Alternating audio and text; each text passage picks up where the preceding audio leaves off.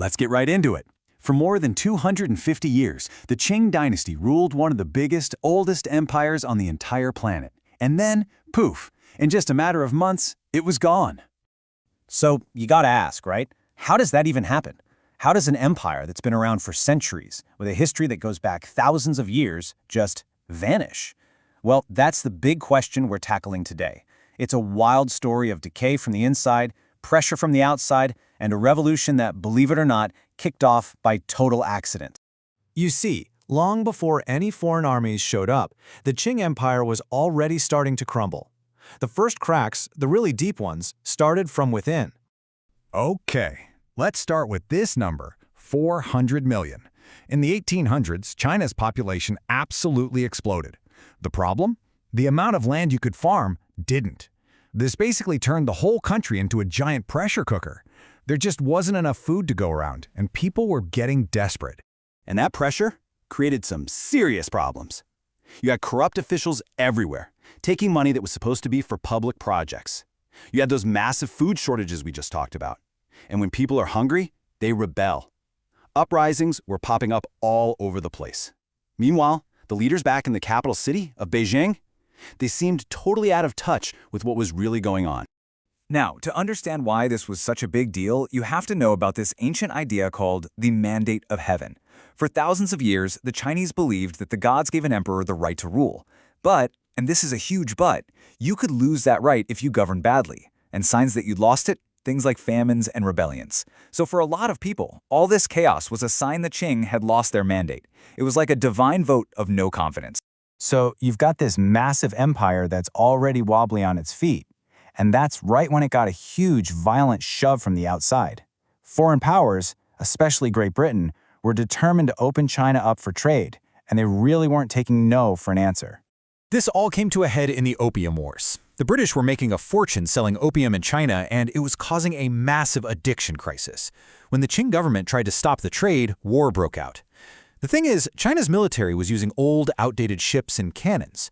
The British showed up with modern, steam-powered warships. It was a complete technological mismatch, and, well, China lost, badly. After the wars, China was forced to sign these things called unequal treaties. One of the most humiliating parts was this concept, extraterritoriality. It's a big word, but what it meant was simple. Foreigners in China didn't have to follow Chinese laws. A British citizen on Chinese soil answered to British law. It was a massive blow to China's pride and showed just how little control the government had, even within its own borders. Okay, so let's recap.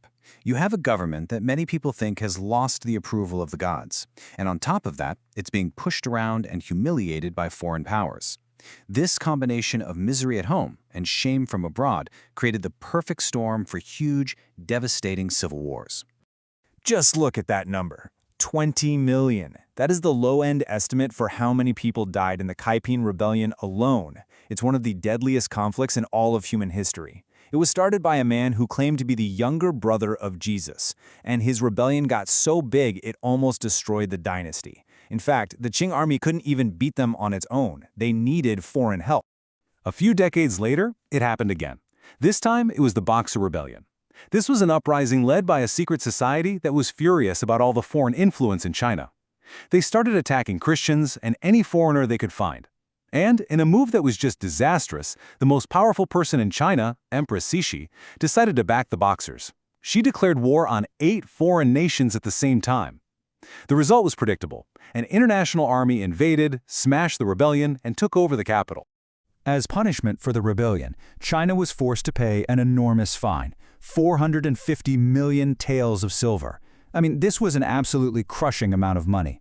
It basically bankrupted the government and crippled the Chinese economy for years and years to come. After all of this, disaster after disaster, even the most old-school leaders in the government finally realized that things had to change. So they started this desperate last-ditch effort to modernize the country and maybe, just maybe, save the empire from completely collapsing. But here's the problem. The person who held all the real power, Empress Dowager Cixi, had her own priorities. For almost 50 years, she was the one calling the shots. And while it was obvious China needed huge, sweeping reforms, she was often way more concerned with protecting the power of her own dynasty and resisting any change that felt too radical. Now, near the very end, the government did finally launch some major reforms. They got rid of the thousand-year-old exam system for officials. They started building modern schools, creating a new army. They even promised a parliament someday. But here's the ultimate irony. These reforms cost a ton of money, which meant more taxes, which made people angrier. And even worse for the dynasty, the new modern schools started teaching young people about things like democracy and revolution. So the government's attempt to save itself actually created a whole new generation of educated people who wanted it gone for good. And that brings us to the very end. After decades of weakness, rebellion, and failed reforms, the final event that actually brought the whole thing down wasn't some grand master plan. Nope, it was pretty much an accident. So what was the trigger? Railways, of all things. The government tried to nationalize local railway lines to get more foreign loans. This made a lot of local businessmen furious. They felt like the government was selling out the country again. Protests started, and the government had to send its best troops to put them down. This left a really important military city, Wusheng, without its main defenders. And this is where it all just completely falls apart. On October 9th, a bomb accidentally goes off in a secret revolutionary hideout in Wuchang. The police show up, and they find lists of soldiers who were part of the revolutionary plot. Knowing they were about to be arrested, these soldiers decided to mutiny the very next day. And because the government's best troops were off dealing with the railway protests, the uprising actually worked. After that, it was like dominoes. One province after another declared independence from the Qing government. The whole system just collapsed. And so on February 12, 1912, just about 4 months after that bomb went off by mistake, the last emperor, a 6-year-old boy named Pu Yi, officially gave up the throne. And just like that, over 2,000 years of emperors ruling China was over. So the Qing Dynasty was gone, but that didn't magically solve China's problems. In fact, the country fell into decades of chaos and civil war. Which leaves us with a much bigger question, doesn't it? It's one thing to tear down an old, broken system, but what does it really take to build something new, something better, from the ruins of what came before?